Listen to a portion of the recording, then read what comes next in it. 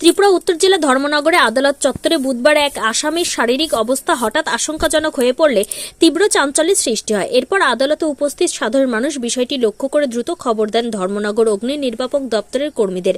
খবর পাওয়া মাত্রই অগ্নি নির্বাপক দপ্তরের একটি উদ্ধারকারী দল দ্রুত আদালত চত্বরে পৌঁছে প্রাথমিক পরিস্থিতি পর্যালোচনা করে অসুস্থ আসামিকে উদ্ধার করে চিকিৎসার জন্য ধর্মনগর জেলা হাসপাতালে নিয়ে যান।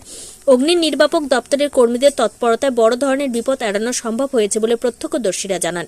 অগ্নি নির্বাপক দপ্তরের এক কর্মী জানান, অসুস্থ আসামির নাম ফয়জুর রহমান, বয়স 65। তার বাড়ি পানিসাগর মহকুমার পদ্মবিল এলাকায়। আদালতে এসে তিনি অসুস্থ হয়ে পড়েন বলে প্রাথমিকভাবে জানা গেছে। বর্তমানে তিনি ধর্মনগর জেলা হাসপাতালে চিকিৎসাধীন রয়েছেন। চিকিৎসকরা তার শারীরিক অবস্থার ওপর নিবিড় নজর রাখছেন। এই ঘটনাকে কেন্দ্র করে আদালত চত্বরে সাময়িক উত্তেজনা সৃষ্টি হলেও পরিস্থিতি দ্রুত স্বাভাবিক হয়ে আসে। ত্রিপুরা থেকে বিক্রম কর্মকারের রিপোর্ট, টাইম প্রেস বেঙ্গল। ঘটনাটা অ্যাকচুয়ালি হঠাৎ করে আমাদের ধর্মনগর ফায়ার সার্ভিস কন্ট্রোল রুমে একটা ফোন আসে 11:10 আওয়ার্সে, কোর্ট থেকে ফোনটা আসে।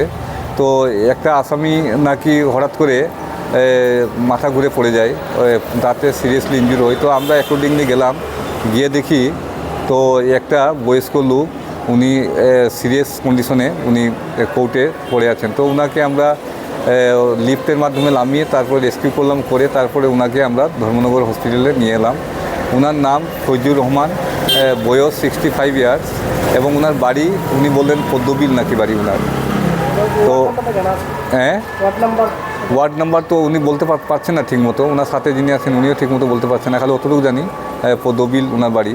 তো ওনাকে হসপিটালে আমরা শিফট করে দিয়েছি এবং ডাক্তারকেও বলে দিয়েছি যে ওনাকে তাড়াতাড়ি ট্রিটমেন্ট করার জন্য।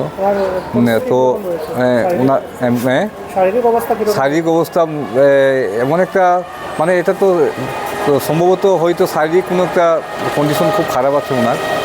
তো ওনার চিকিৎসা চলছে, ধর্মনগর হসপিটালে শিফট করা হয়েছে, ওনার চিকিৎসা চলছে।